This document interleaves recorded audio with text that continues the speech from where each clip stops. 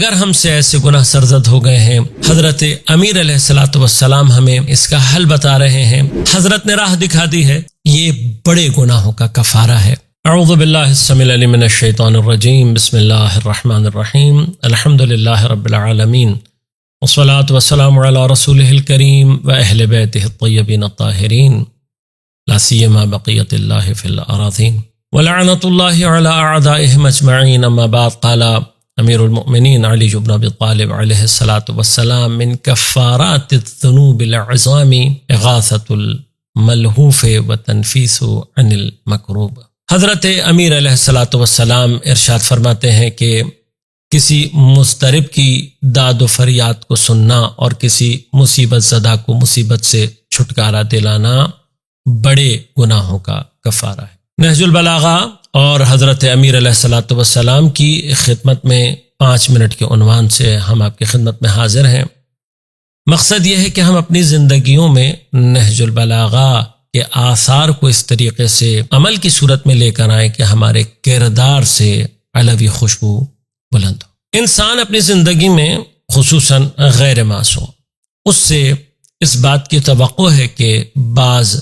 گناہ انجام پا جائیں گے، گرچہ انسان کی اگر تربیت اچھی ہو،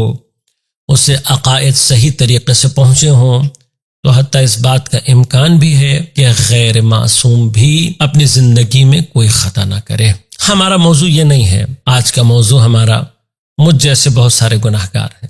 کہ جن سے مختلف گناہ انجام پا جاتے ہیں۔ اس بات کو ذہن میں رکھیے گا کہ کسی بھی گناہ کو کمتر سمجھنا اسے خود بخود گناہ کبیرہ میں تبدیل کر دیتا ہے۔ کسی چھوٹے گناہ کی تکرار بھی اسے کبیرہ میں تبدیل کر دیتی ہے۔ لیکن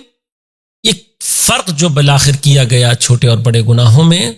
اس کو ملحوظ رکھتے ہوئے، اور جو گفتگو آپ کی خدمت میں کی اس کو ملحوظ رکھتے ہوئے،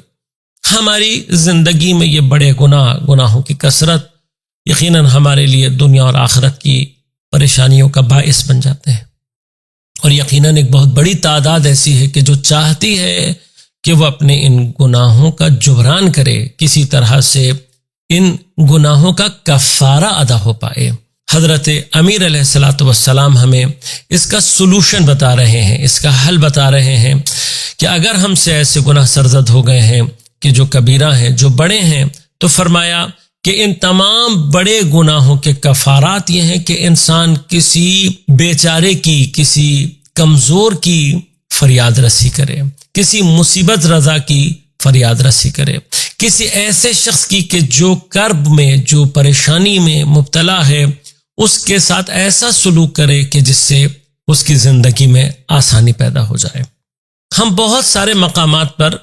بعض افراد کی نسبت جب وہ ہم سے رابطہ کرتے ہیں، مدد کرتے ہیں، لیکن ہم یہ سوچتے ہیں کہ شاید اس سے زیادہ دینا مناسب نہ ہو۔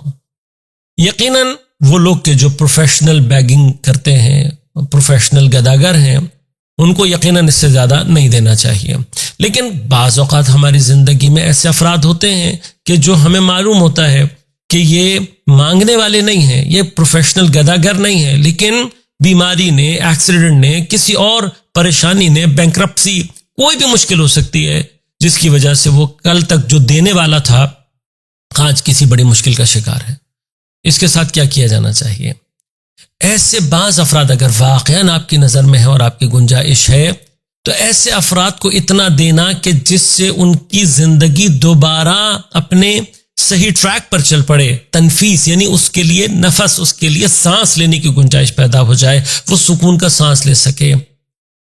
اغاثۃ الملہوف، مثلا کوئی شخص ایسی مشکل میں پھنسا ہوا ہے کہ جس سے نکلنے کا چارہ اس کے پاس نہیں ہے۔ بعض اوقات بعض لوگ مانگنے والے نہیں ہیں، لیکن کوئی بیماری ایسی آ جاتی ہے کہ جس کا خرچہ وہ اٹھا نہیں سکتے، خرچہ بڑا ہے، لیکن یہ پروفیشنل لوگ نہیں ہیں مانگنے والے، ان کا وہ بڑا خرچہ اٹھانا، اس شخص کو اس کیفیت سے باہر نکالنا، ایک ایسی پوزیشن میں لے کر آنا کہ جہاں وہ ریلیکس ہو جائے، ایک مومن کو ریلیکس کر دینا اپنی زندگی میں، واپس اس کی زندگی کو ٹریک پہ چڑھا دینا، یہ بڑے گناہوں کا کفارہ ہے۔ حضرت نے راہ دکھا دی ہے، اپنی زندگی میں نہج البلاغہ کو عملی قرار دیں۔ والسلام علیکم ورحمۃ اللہ وبرکاتہ۔